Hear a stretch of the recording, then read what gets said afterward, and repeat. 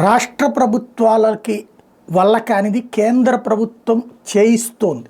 ఏంటది అంటే కరెంటుకి సంబంధించి సోలార్ ప్యానెల్స్ కావాలంటే అది దాదాపుగా లక్షన్నర రూపాయలు అయితే ఒక చిన్న ఇంటికి 200 యూనిట్ల ప్రొడక్షన్కి సరిపోతుంది. అదే ఒక 3-4 ప్యానెల్స్ ఉంటే ఒక 400 నుంచి 500 యూనిట్లు, అంటే 600 అంటారు వాళ్ళు, 500, 450, 550 ఆ యూనిట్ల మధ్యన పవర్ ప్రొడక్షన్ జరుగుతుంది.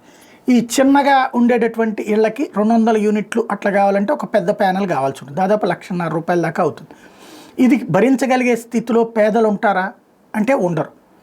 ఎస్సీ, ఎస్టీ, బీసీ వర్గాలకు సంబంధించినటువంటి దాంట్లో ఎస్పెషల్లీ ఎస్సీ, ఎస్టీలకు సంబంధించి కేంద్ర ప్రభుత్వమే భరించడానికి సిద్ధపడింది.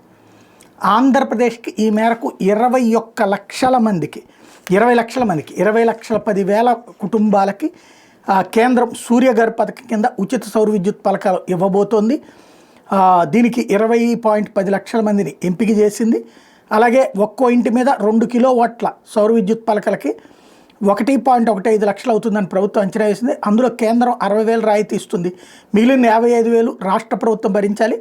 ప్రభుత్వం సుమారు 1,000 కోట్లు ఆంధ్ర ప్రభుత్వం భరించాల్సి ఉంటే 1,500 కోట్లు కేంద్ర ప్రభుత్వం భరిస్తుంది.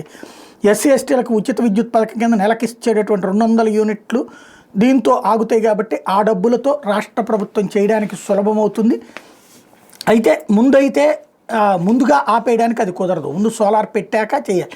అయితే ఆ ఇళ్ళకి లేనటువంటి వాళ్ళకి ఇది ఇంప్లిమెంట్ చేయడానికి రెడీ అవుతున్నారు ముందు.